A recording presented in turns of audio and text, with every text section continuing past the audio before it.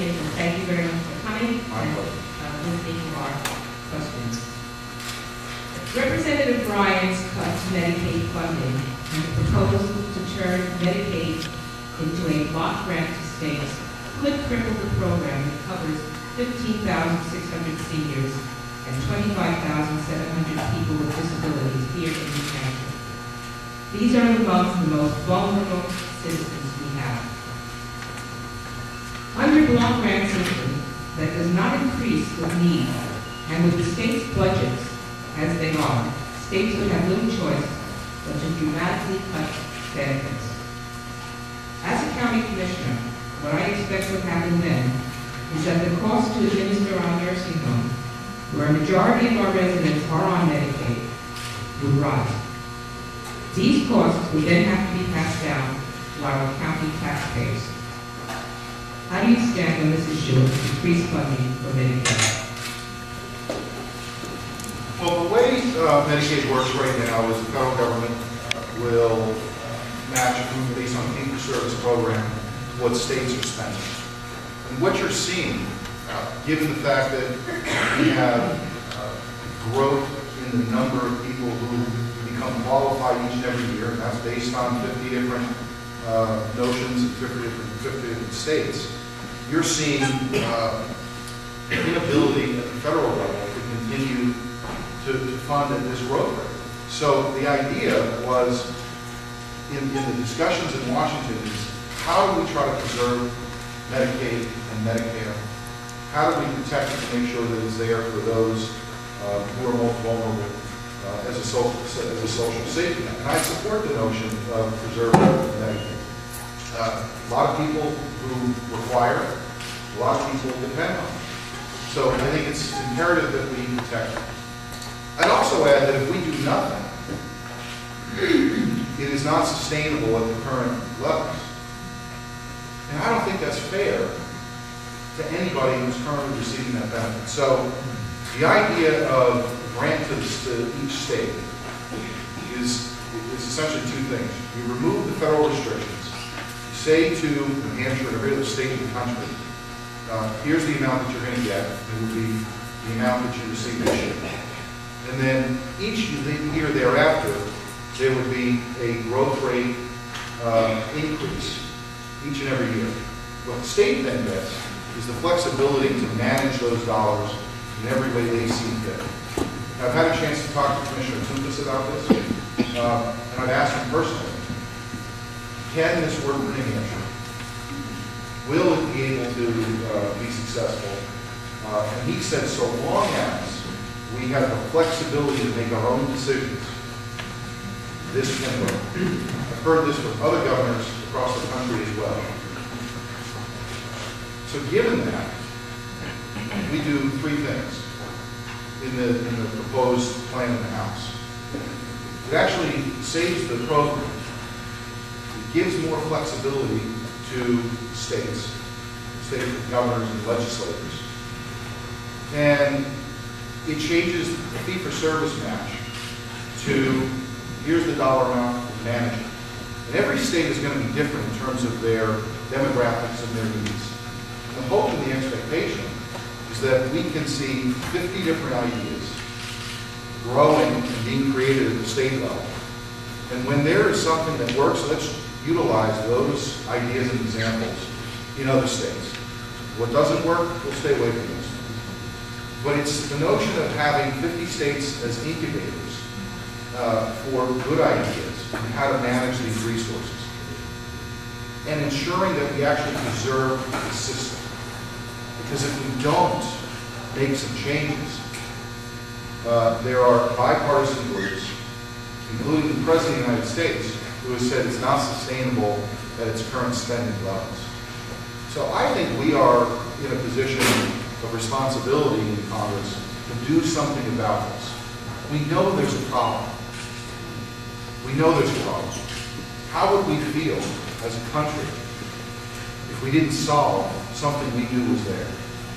And we also do this, I think, for our kids and for our grandkids. Most people that I talk with say, we have a problem. I think most people understand that we've got a debt deficit, and most people will tell me that It's not good public policy to run those debts and deficits.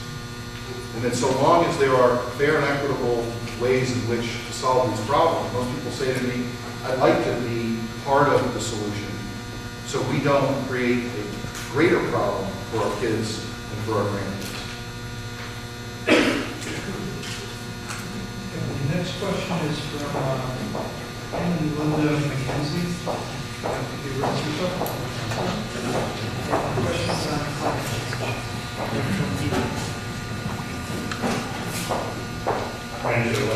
First, I'd like to thank you for your continued efforts on getting a full-service VA hospital in the state of New Hampshire.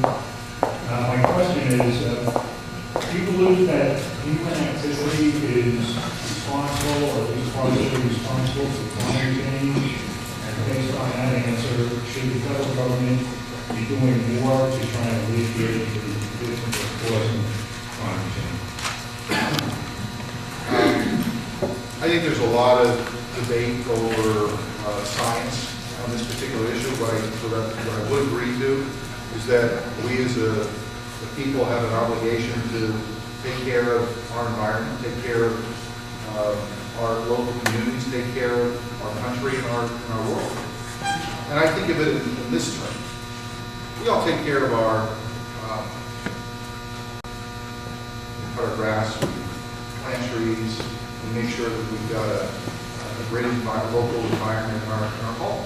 Why wouldn't we do that for the state that we live in or the country we live in? And I'd like to think that New Hampshire is much more of a leader as a state in recognizing and acknowledging that the environment is a critical component of the way of life.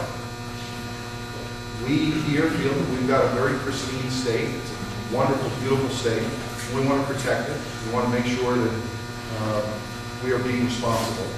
So I think whether it's at the federal level, state level, or local level, we all have a responsibility to make sure that we're doing everything that we can to take care of it. On the VA, I want to just mention, thank you for mentioning the VA.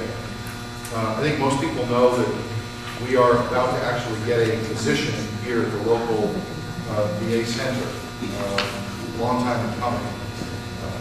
But I did file legislation with Congressman Bass last week for a full-service veterans VA hospital in Manchester. As many of you know, we don't have one right now. Many people maybe in this room are volunteer drivers for people in this region who have to get up in the middle of the night, drive down, get a ride down to Manchester, catch a bus down to Boston. It's not fair to our veterans. It's not the most economical or feasible way to transport somebody who's requiring medical services. So it's one way in which I think we can be more respectful to our veterans, to those who provided our freedoms and our liberties. In the meantime, I think we also have a second alternative that if you choose to go to a hospital of your choosing and you're a veteran, you should be able to do so. I think you've earned that right. I don't think you should have to fight for it.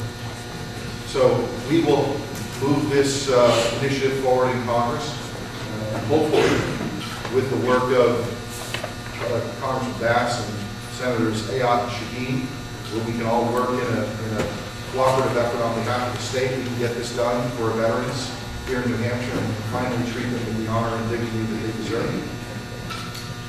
Well, Congressman, some folks in the back of the room are having a little hard time hearing you, so. But the next question is from Frank Embry from Glenwood regarding Social Security. We hear about entitlements every night on the television news, up and down. What's happening with Social Security? What are you doing about being entitled? The question is on Social Security and what we're doing to ensure that we keep Social Security. Social Security was not included as a reform item in the budget proposal that passed the House for two reasons. Technically, Social Security is not part of the budget, it's off budget. And secondly, that's more of a technical reason. And secondly, there's a lot of agreement in Washington that it's the easiest of the three to solve and fix. And there was hope and expectation that through the budget process, the House would come up with a plan, the President would come up with a plan, and the Senate would come up with a plan. That request is actually in the budget. So assuming that this budget was reconciled on the Senate side and we can come to an agreement, I think you'll see Social Security as an issue probably in a year or maybe two.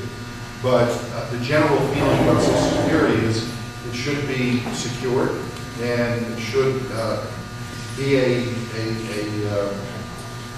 something that if you put money in, you deserve to have that money back. And there's general bipartisan agreement in Washington that it should be preserved and it will be preserved. The next question is from Diane Fuller from Madison with regard to deficit reduction. Mr. Guinta, the glossy that you sent out to everyone, I think many people got it, claims in about the same words that Mr. Ryan did in his Wall Street Journal piece, that future Medicare beneficiaries will get the same kinds of plans as enjoyed by members of Congress. You probably know, though, that there is a crucial difference between these two kinds of plans, and that is that the congressional plans are indexed to the premiums that the insurers charge and rise in step with them, so that the so-called fix that you described for Medicare indexes the vouchers to the consumer price index, right? So the CPI, the consumer price index, has grown at a much slower rate than health spending, especially in the last 10 years. And so, in fact, if you index the Medicare to the CPI, it will result in shifting an ever greater share of medical expenses from the federal budget to household budgets of the elderly and the disabled. The CBO said that we're looking at bearing 68% of medical expenses by 2030, the elderly that is, and that's just not the future that I want for my children and my parents who are in their 80s. I will tell you can barely afford the 20% that they pay that Medicare doesn't cover, let alone any more than that. So I'd like you to try to explain why your brochure said that this would be some kind of a benefit. It seems misleading to me, and why you support a plan that will quite literally result in unnecessary suffering and early deaths of many of receiving. Well, first, let me start with this. I support the notion of preserving and protecting both Medicare and Medicaid. I think that's very, very important public policy. I think that most Democrats and Republicans in Washington agree with that notion.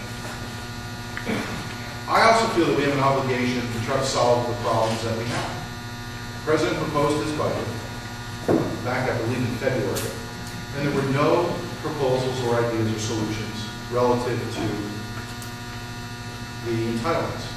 Yet he has mentioned, not just in the State of the Union, but other subsequent speeches, that the entitlements have to change, that it's not sustainable in the current conditions, and that if we don't, you may not have these entities in the out years. So there at least is general agreement, at least from the President of the United States, members of the Senate in both parties, and members of the House in both parties, that we've got a responsibility to do something. Secondly, anyone who's 55 or older in this proposal is grandfathered, not one change. So anyone in this room, anyone who's receiving those benefits, if this were to become law, would not change one bit. And I think, and the reason that that was done is because people at or near retirement have planned accordingly for these programs. And the thought was, let's not include those individuals in trying to manage or amend or change the program. In terms of how you would be treated beginning in 2021,